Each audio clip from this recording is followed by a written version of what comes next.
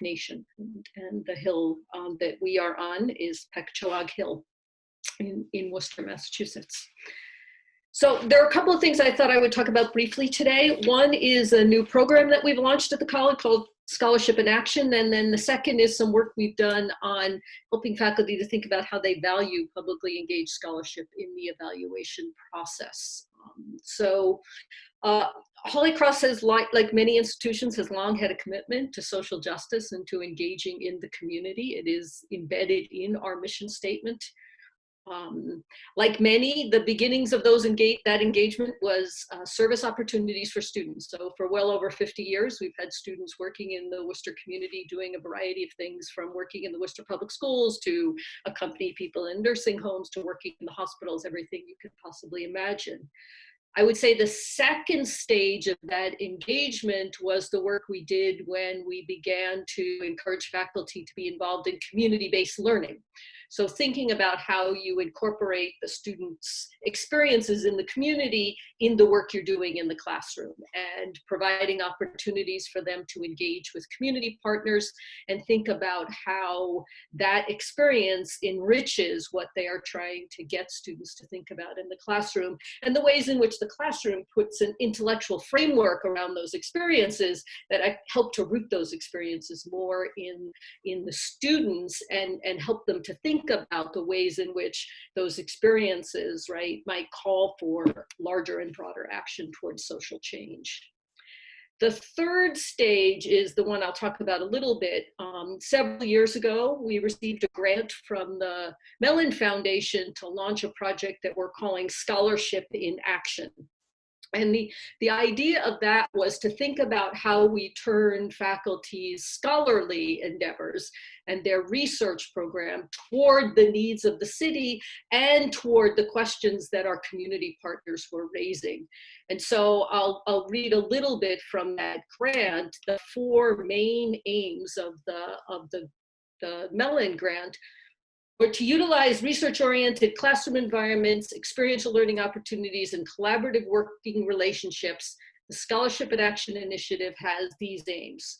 One, to encourage the Worcester community to think of the talents, capacities, and skills of our faculty and students as a resource available to them. Two, to encourage Holy Cross faculty to think Worcester first when developing research agendas, envisioning ways that their research can make a difference right here at home. Three, to engage Holy Cross students to undertake scholarly work in Worcester, helping them to see ways to ground their liberal arts education within our community. And four, to support collaborative, sustainable, long-term research projects in the community that result in faculty publication and dissemination of research to targeted community audiences. And the idea of the program is that faculty members partner with a community organization to submit a grant to the Scholarship in Action program, and it has to have a faculty member and a community member as co-PIs. So both of them have to be involved in thinking about what are the questions we want to study and how might this benefit both the faculty member and the community partner. They're all designed so that students are engaged in the research as well, so that students understand how they might take the work that they're doing as liberal arts students and use it in communities going forward. The program has a set of seed grants that faculty can apply for, just to establish a relationship with a community partner, to engage in some preliminary conversations about what are the questions that you are interested in and what are the ways in which we might partner on this. And then ultimately they can apply for grants of up to $40,000 to conduct the research. And the idea is for the faculty member to think about how this becomes a long-term sustainable project, right? So how do you move students through the research in the same way that our science faculty think about how they move students through the research that they're doing in the science labs and bring in new students.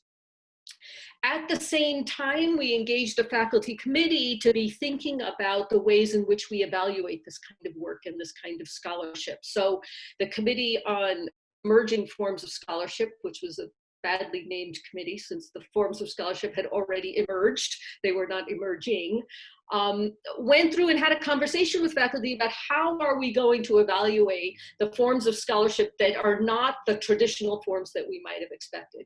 And so they came up with a series of guidelines about what the responsibilities are of the scholars in terms of helping us to understand the work that they are doing, but what the responsibilities are of the departments as they are trying to evaluate and support this work, and what the responsibilities of the college is as well, as we're trying to think about how to evaluate and support this work.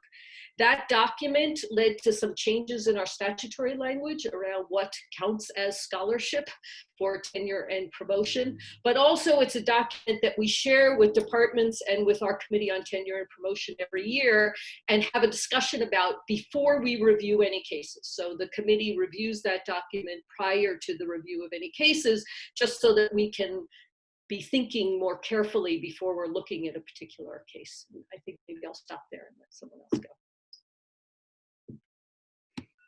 Thank you, Margaret. Roopika, would you like to get started with your presentation? Yes, my name's Roopika Risam. Roopika.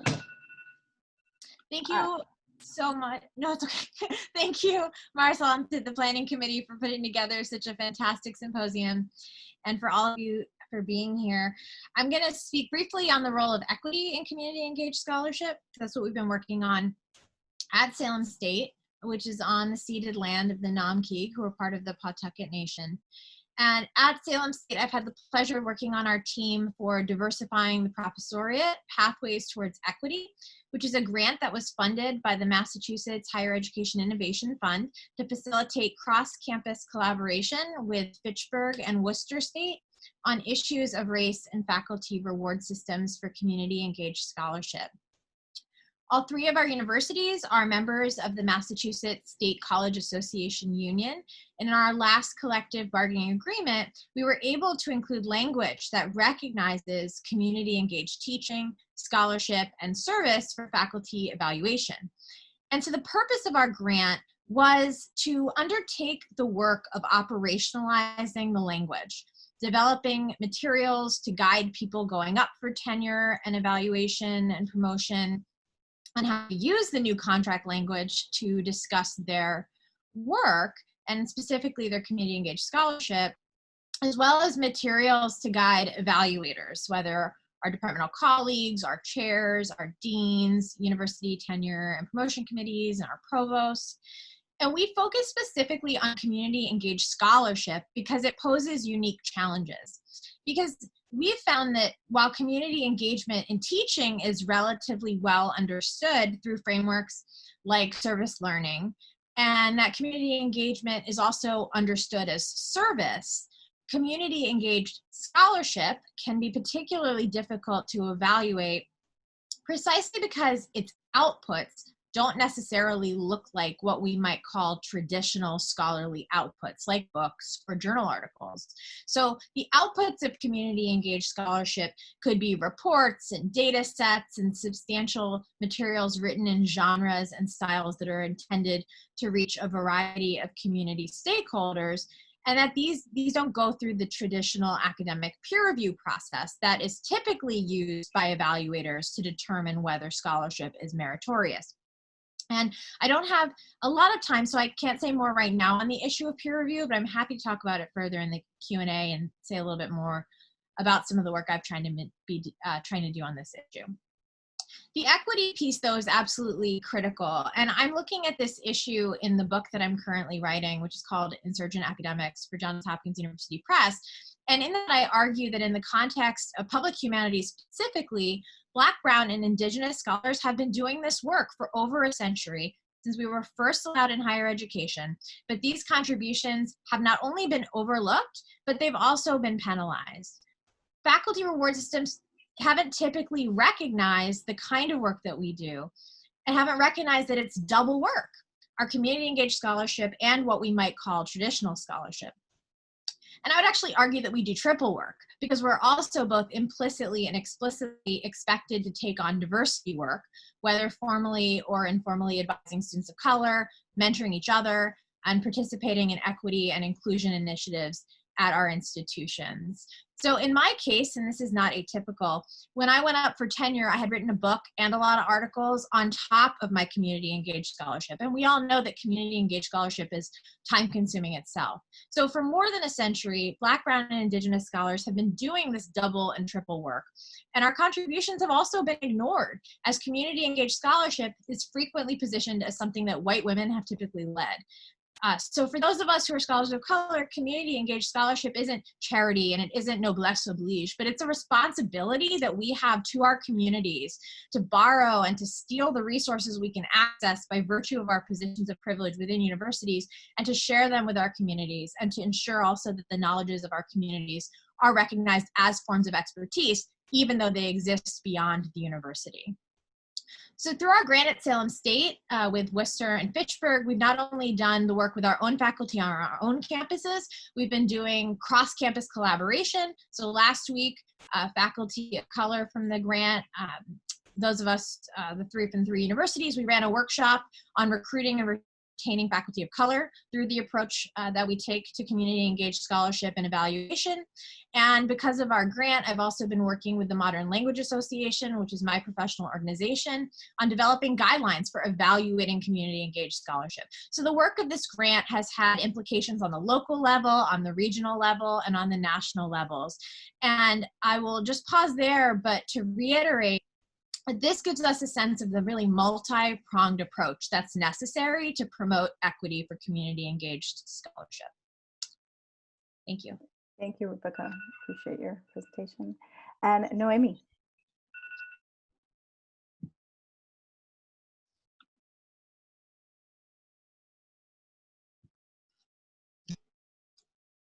I'm going to unmute you. Can you hear me now? Yes, thank you, Noemi. I just finished with the speech. Just kidding. Good morning. It's a pleasure to participate in this panel discussion. And I also want to thank the organizer and the audience that is here. So I bring in here the perspective of a community college. And I started in Northern Essex, Massachusetts back in 2003 as an instructor. And fast forward today, I'm the vice president of the Lawrence campus. So I have both perspectives from the faculty and the administration side. So there are some fundamental differences between a community college and universities and colleges, at least in Massachusetts, when it comes to tenure process. There are 15 community colleges in Massachusetts. They are part of the Massachusetts Community Council, which bargains the faculty union contract, including the tenure process, that focuses primarily on classroom performance. So there is a limitation there. That being said, at the college, we do look for other ways in which we can successfully encourage scholarship to a process that doesn't include the tenure. So we are very resourceful in that way, and we have multiple ways in which we prime, we encourage, we support, and we reward faculty demonstrating a high level commitment to academic support. So for example, we have the Center of Professional Development, which is led by Dr. Kim Burns. There are plenty of opportunities for faculty to acquire knowledge and tools to support community-based learning and engagement.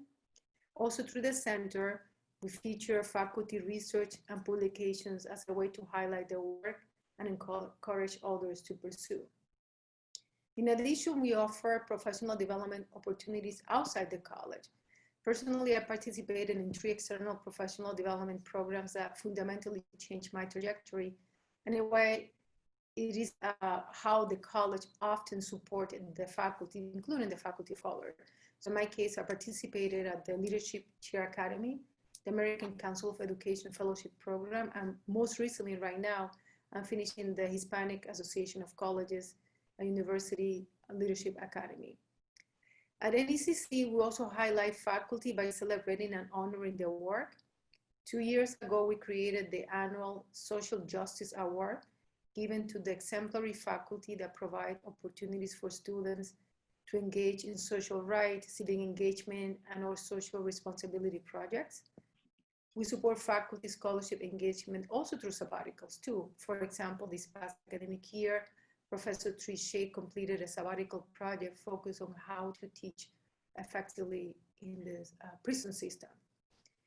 Another example that we have at the college is that we spearhead the International Professional Development Trip to Dominican Republic. This is a 1-week immersion program where faculty and staff learn about the culture, the art, education system, and society in general at the country where most of our students are coming from, which is Dominican Republic.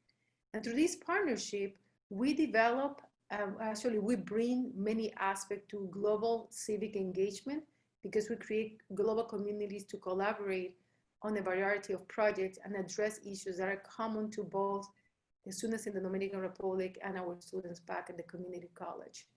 It is very interesting because our faculty also learn about the interconnectivity of higher education and politics in other countries and bring that back on campus. And lastly, we are creating the Center of Equity and Social Justice. And an intrinsic element to that is faculty fellowship for those who are interested in pursuing positive change and civic engagement and voluntarism. So again, these are some examples of different initiatives that we use in outside of the formal tenure track system, where it focuses primarily on performance in the classroom. And often as faculty participate in these type of activities, we send letters to their personal file, which it does count a little bit in the tenure process. Thank you. Thank you, Noemi. Thank you to all our presenters. So I'm gonna open it up for questions. Actually, first, maybe some observations from Renee and KerryAnn from the presentations that we heard, and then we'll open it up for questions.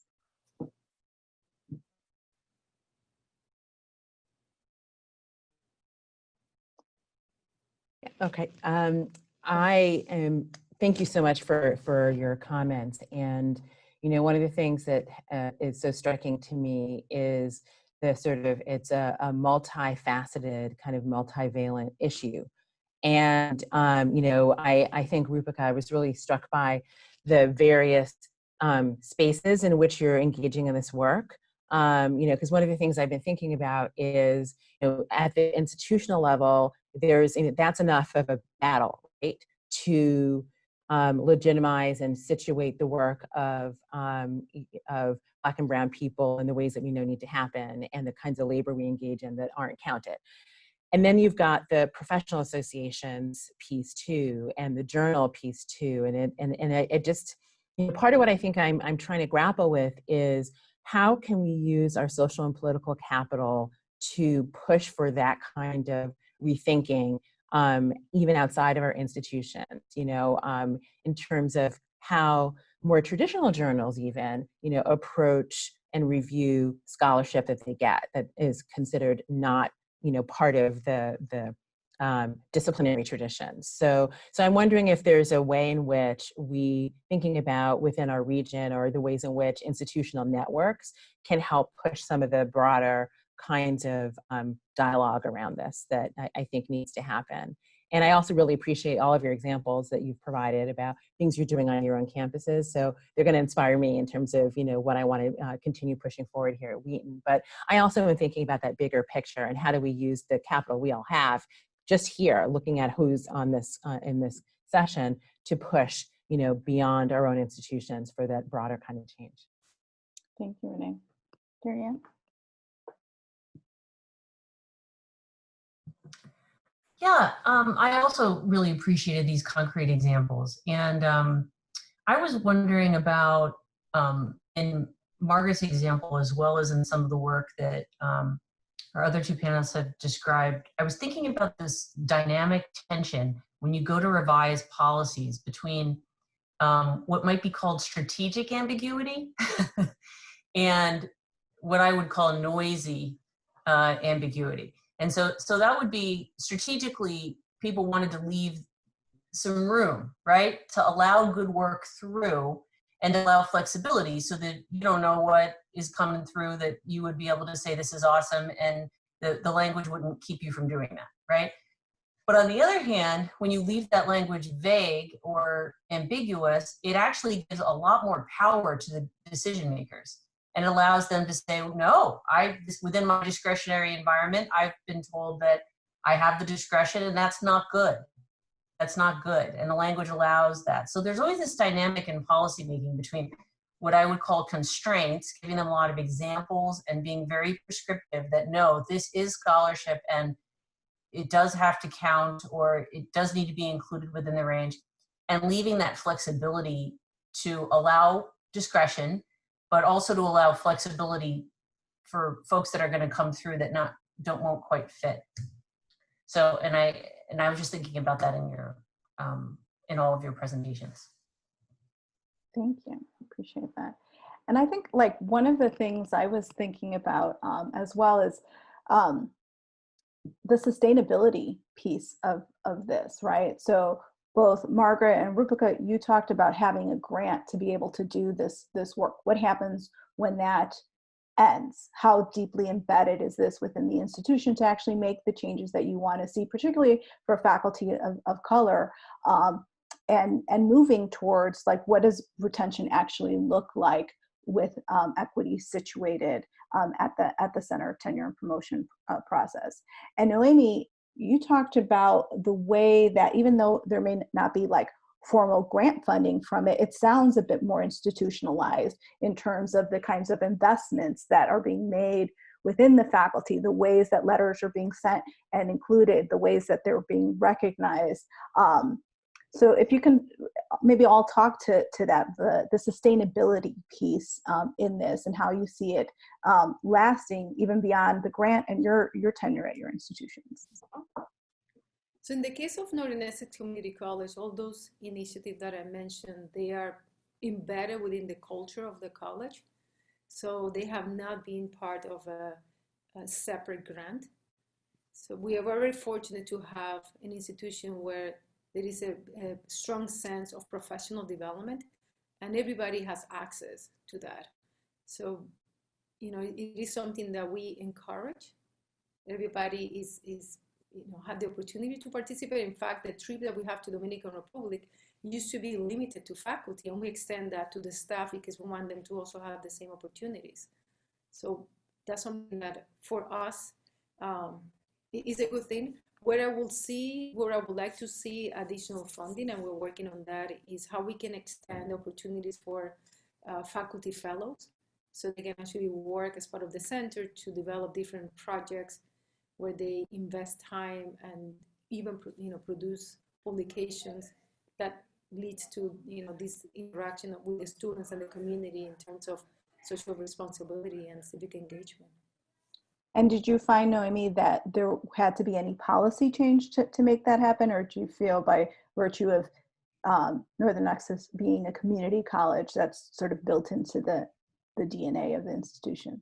It is actually particular to Northern Essex. There are other community colleges that they do have Center for Professional Development, but in Massachusetts, Northern Essex is pretty well known because of the strong commitment to cultivate their faculty and professional development. And that's something that it is open to even part-time faculty. So this is not just full-time faculty. Every faculty has the opportunity to participate.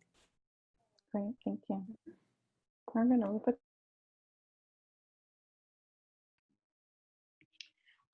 I think that that's a really important question, and I think that's part of the reason for continuing to engage faculty in the conversations, right? So that's why the report of the Emerging Scholarship Committee gets to sit on the shelf, right? It's got to be constantly reviewed and renewed through faculty conversation.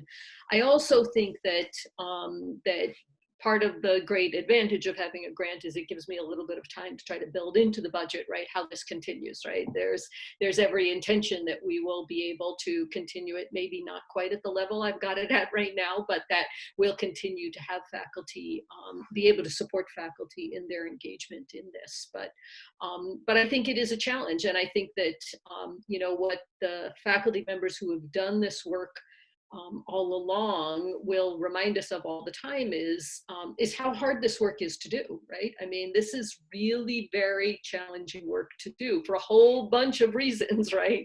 And I think that some acknowledgement of that has to be part of the process as well, and thinking about, right, how we acknowledge, right, that this is challenging work. This is very challenging work in terms of thinking about how you build those partnerships in ways that, in fact, the projects are of benefit to the community partners as well as the students as well as the faculty, right? And how you build something that everyone can benefit from is hard work.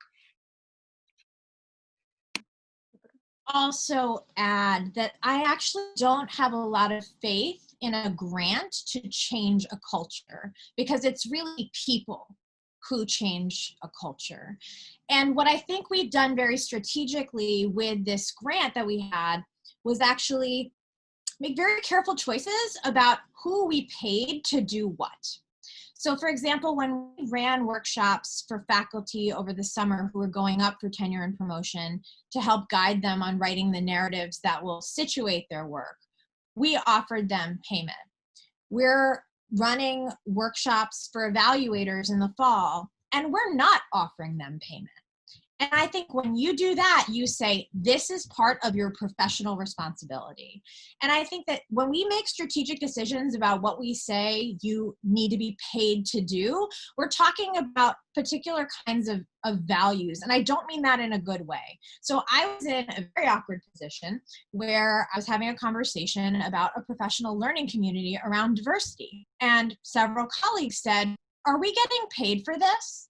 And I said to myself, wow, I get to do this every day for free, and you want a stipend to take on your professional responsibility to care about, our students? Not acceptable.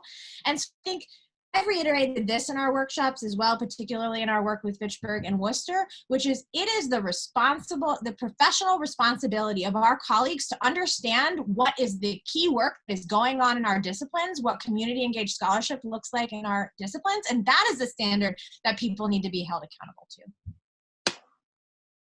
I love that, because I've seen in many institutions, they're very excited about the grant, they do it, and then once the grant goes away, so does any real commitment to this work. So how do you embed it in a way that is part and parcel and expected, as you said, the professional responsibility? Roopika, I want to get to something that you talked about earlier, is this triple work idea, particularly for faculty of color. As the first executive of color at Campus Compact, and having worked in several institutions and facilitated a lot of training around equity and diversity, and particularly creating spaces for practitioners of color in this field. I feel the real tension that faculty and community engagement professionals of color feel, both in terms of like the personal responsibility to this work, to hosting space and for community, for students, and then taking on this work in the institution that is oftentimes, trauma producing, right? And so what are ways that you think within the tenure and promotion process in supporting faculty of color, like what do we need to tell presidents, provost boards, deans about how to actually support faculty of color who are doing this work? So on that side. And then I guess on the other side, I would say there also has been a tension, particularly with folks, maybe faculty in ethnic studies, who don't want to claim they'll do the community engagement work, but are not kind of connecting with the community engagement offices on campus. How do we do that, create that bridge? And that creating that bridge is open to everyone on the panel. So I'll open it up.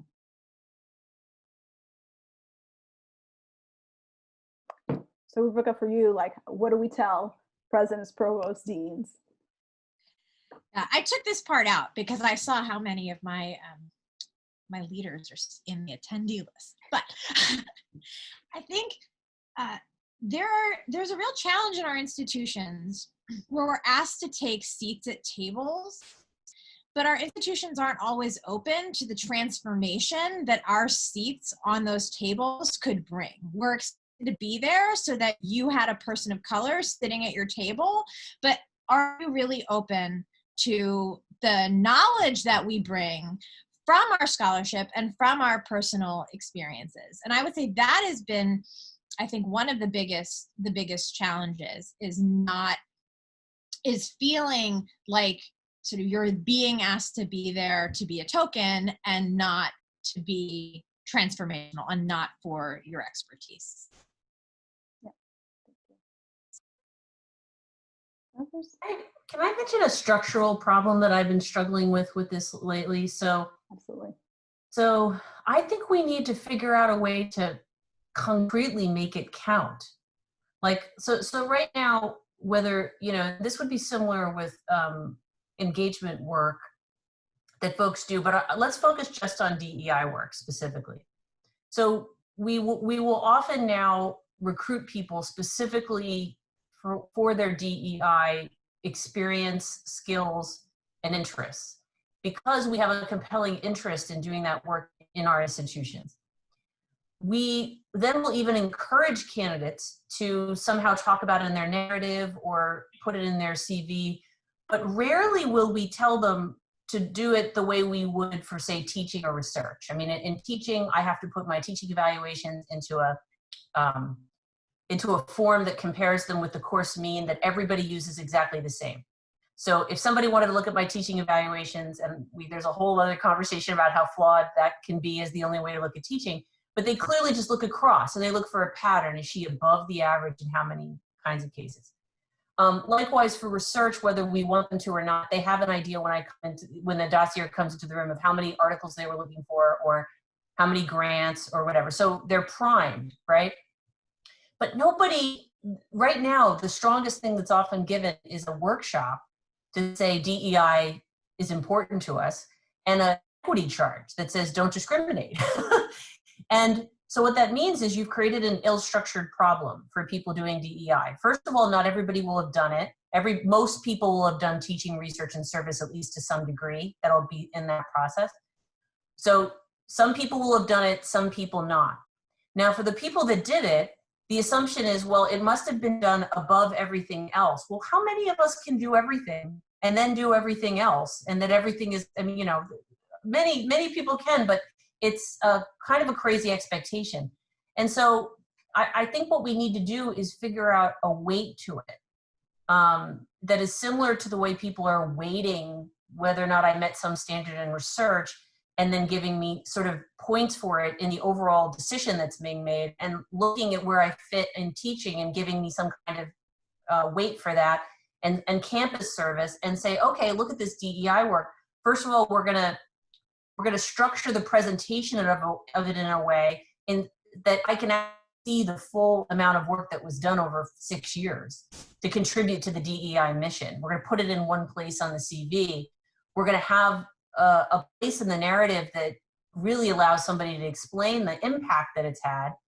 And then we're gonna have a way that we tell the committee that it counts, that there's a weight to it, that it's not this ephemeral, and by the way, if they did DEI work, it's good. And I think that's a central problem we have right now. I think there's a reluctance to do that because some folks won't have DEI work. Folks don't know how to measure the impact of it, and they don't know how to make it part of the formula by which somebody gets a yes or a no. And I think that this needs to be tested, different strategies for doing that.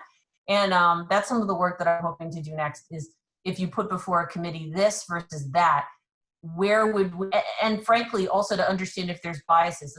So for example, if a white man did this versus a Black woman, are they reacting to the DEI work differently, right? As they look at it as an intersection, there's research that shows that could happen, that people might look at the work that was happening from a person of color and not credit it because they expected to see it the way they would if a white man or a white woman was doing it. And so I thought all these would be part of the understanding of the intervention, but I really think we need to make this more formulaic, or it's never going to happen. Interesting. Yeah. And how do we build that bridge between connecting faculty of color who are doing this work with the community engagement offices? Because for we've had these as separate pieces, right? But actually community engagement is deeply situated within issues of diversity and equity. They've been framed more from a charity perspective, but it's what communities are we sending students to? And so how do we create that bridge to also bring those scholars who are maybe in ethnic studies or, you know, in other departments and doing community engagement work, but not connecting to the community engagement field. I think it can make our field much richer. Any ideas?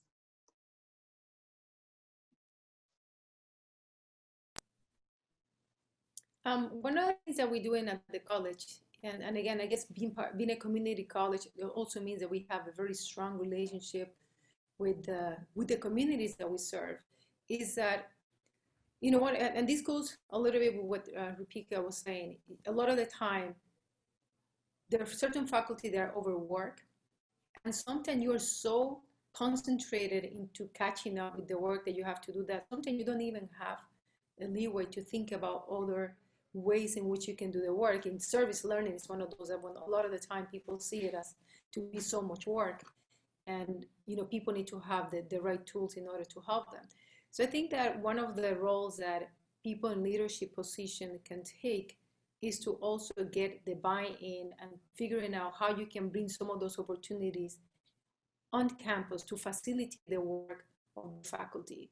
So one of the things that we do at the college is we have a lot of open events to the public on campus, and we're trying to match some of those initiatives with projects and the curriculum that some of the faculty are already doing, because it's a way in which you can start connecting people. From there, an idea gets generated, and then, and I'm thinking right now from the administration side, if the administration feel that this is something that is valuable, let's say, you know, let's put this money, let's set this money aside, let's set these opportunities aside, so then more faculty can have opportunities inside the classroom, on campus. And in a way, this will help demonstrate the importance of having this type of collaboration. Not everybody will want to do civic engagement type of work necessarily if they don't really see the value. And one of the things that administrators can do is to facilitate that by bringing it on campus. Yeah, I think that's a great idea.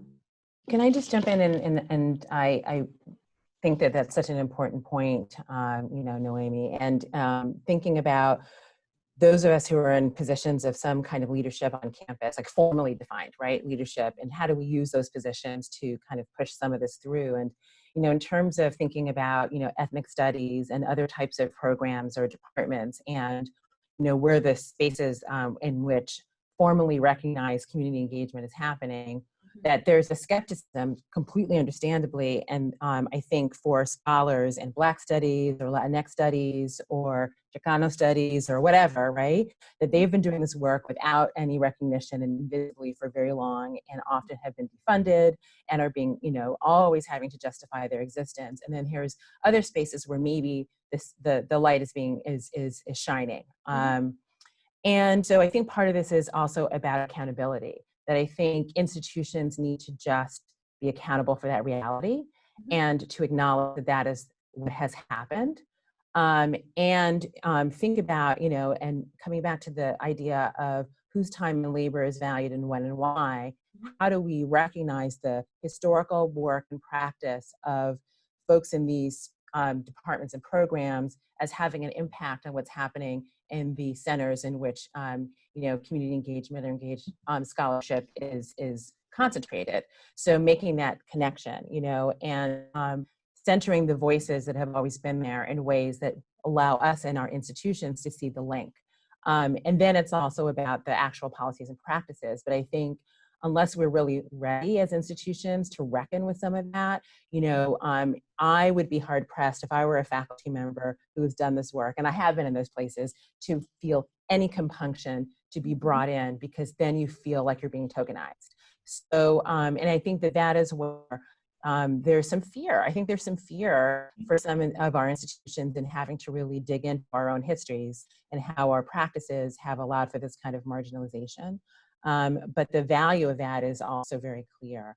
And the other thing I wanted to say that I've been thinking about through all of this too, is that, we're at such different kinds of institutions, and it makes me wonder about different levers we have, whether you are a state institution or a land grant, or, a state institution that's an R1, a community college, a private liberal, that each of those institutions have different tools at their disposal at times to push things through. So I'm at a private, a small liberal arts college, so what I have to do, it may be more relational in getting things done, may not work at places where a collective bargaining agreement is the driver, and where the faculty voice may operate differently. So I'm also, thinking about how what we're discussing is operationalized differently at our institutions for those very basic kind of, structural reasons too.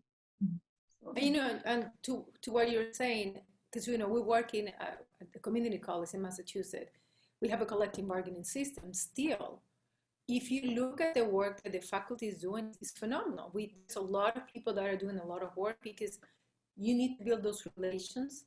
You need to demonstrate that the work that they're doing is important and get the buy-in.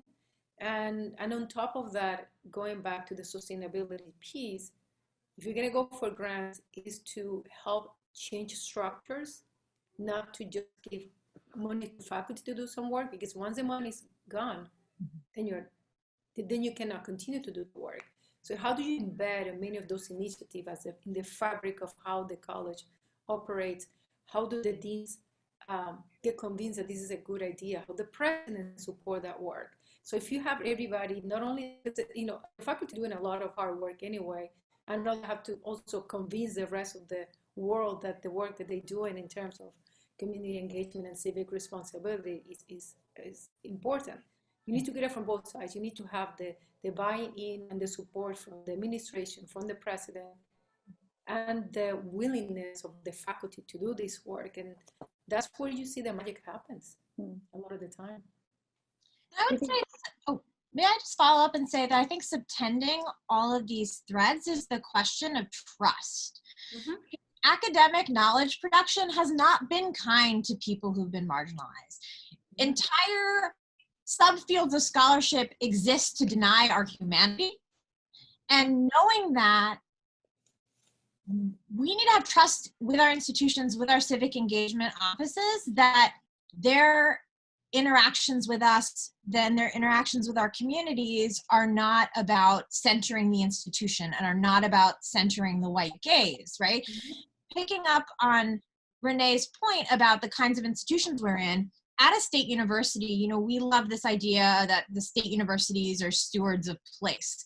Are we going to be stewards of place in a colonial way, or are we going to be stewards of place that are putting communities and building trust with them sort of at the center of the work that we do? Yes, exactly. And I think, we've got several questions from the attendees, so I want to be able to get to that. But to your point, Roopika, for me, that's why it's important, especially now as Campus Compact's evolving in our work, to think about, how do we center this truth-telling? How do we center, reflective questions on equity about what is the harm that your institution has done? What is your reputation of harm? And then moving towards opportunities for healing, like centering healing in the way that we do community engagement work to do exactly that. Build that trust, create those lines, and begin to transform institutions and communities based on that. But I think that that's a really important point. And also attention for faculty and staff of color at these institutions. I do want to get to some questions that are here. So let's see. As someone who has a scholarship and action grant at Holy Cross, I know how much this sort of community engaged research takes. How can institutions help ensure that faculty, especially tenure track faculty, do not get totally overburdened with trying to do too much? So I'll leave it at that. The piece about burden, how do we ensure the overwork and overburdening? Okay, I'll jump in on that, although I want to go back to something else too. I didn't get to say. So I think that we need career action mentoring plans. Like, I think we need to help engage scholars who start in a partnership with a community partner or a public or a stakeholder group, and they want to be able to do everything. They want to help them write the grant, or they want their community to help them transform the curriculum, and they also want the project to result in, you know, this, that, and the other thing. To look at it sort of like,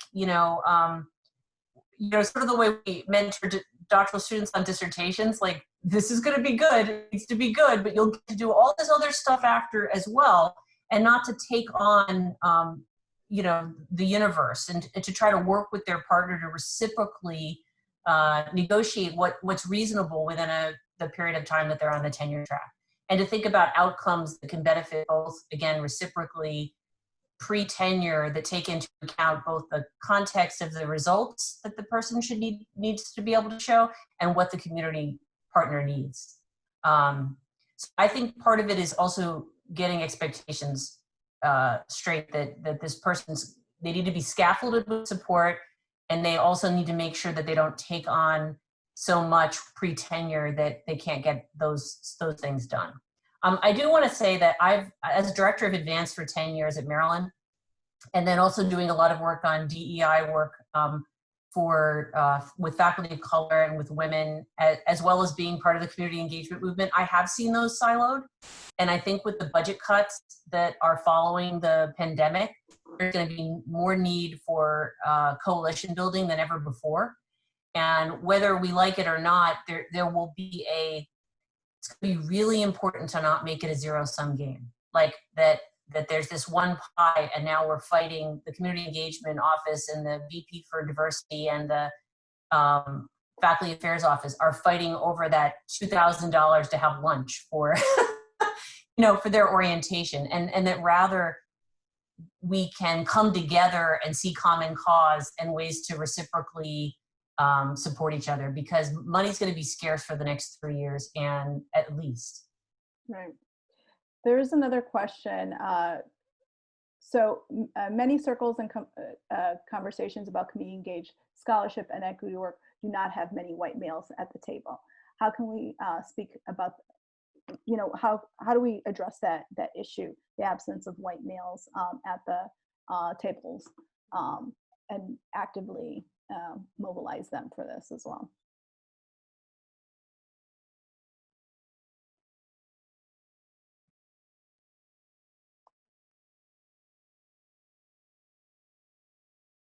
Are we saying forget them?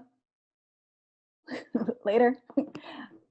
I just spoke, so I was trying to let someone else go.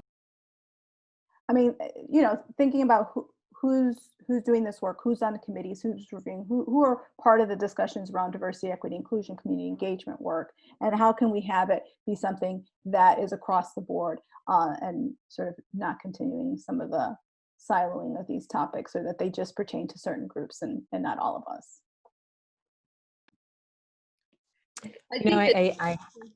Oh, go ahead, Margaret. No, I was going to say, I think that one of the points that Roopika made earlier, right, is salient here, right? That somehow, right, that when we invite them to the conversation, right, the question is, well, am I going to get compensated for participating in this conversation, right? And I think that Roopika is right, that can't be the level of the conversation, right? That we're going to pay you to come to a workshop to talk about this. So somehow shifting the conversation to, I saw there was a question about, does that mean if we weight diversity, equity, inclusion work in hiring, does that mean we expect everybody to do it, or should only the folks who are best at it do it? I think that if we're going to actually shift the cultures, right, everybody has to get best at it, right? I mean, that is that there has to be a way, and everybody owns part of this responsibility as part of what they do as members of our institution, right? And how they do it is going to be different depending on who they are and what their expertise is, right? I don't actually want all of my faculty to be doing the same thing, right? That's not good for me or the institution or anybody else, but you can't walk out on the conversation completely, I don't think. Absolutely. I think that reflects some of what I was going to say too, which is that, you know, I don't know if we should be focusing on how to make the work more inviting to white men to be at the table, or rather the question is, what should they be tasked with and obligated to do, and wherever they're located and situated, to enable this other work to continue to be successful. So, you know, what are the tables where they are at, where they can be part of the solution if they're not actually engaging in the scholarship itself, right? Or maybe some of them shouldn't be, to be really honest. Okay, so that's kind of where my head went around that question. Is I'm not all that worried, really. I mean, I think it's more, to be really blunt, I think it's symptomatic of the assumption that, you know, people of color do this work because we're supposed to, and it's sort of in our DNA, and, you know, and it's just part of our service, which means that others don't have to. And so I'd rather kind of address that assumption than think about the need to bring people in who aren't at the table, because there may be reasons why they're not. And, you know, the other piece of this too, I think, is, you know, to go back to the question of how we value all of this kind of work, is how much is hidden under the umbrella of service. And, you know, that, and to be really honest, not everyone does service, and not everyone does it really well, but we act like we all do. And so I think we also need to have a really honest conversation about that. And that, you know, we embed a lot of things under service that really, if they belong there, should be valued in a measurable way. And if it doesn't belong there and it belongs in scholarship, then we need to talk about why scholarship can include elements of service. And I mean that in a very broad way as well. And perhaps there are some of the white men who are not at the table can be part of those discussions about evaluation and assessment if they're department chairs or if they are in other types of positions. And I think institutions need to be asking people to use their role and their power to open things up in the places where they're not. Absolutely. And that's how we get to full participation. I just want to thank our panelists today, our discussants, and our attendees for a wonderful discussion. And, you know, we could probably spend another hour or so on this conversation. But this is the start of, you know, the good work that needs to take place at our institutions to begin changing them, opening them up, and making them inclusive spaces for everyone. Just as a reminder that we'll reconvene at 1:30 for Eastern for a dialogue with colleagues focused on moving toward action, identifying the levers of change on your campus. The Zoom link for this afternoon session are in the confirmation email, and participants can find that there. Again, thank you so much. And on behalf of Campus Compact, we appreciate the work that you're doing at your institutions and helping to move this work forward. Thank you all.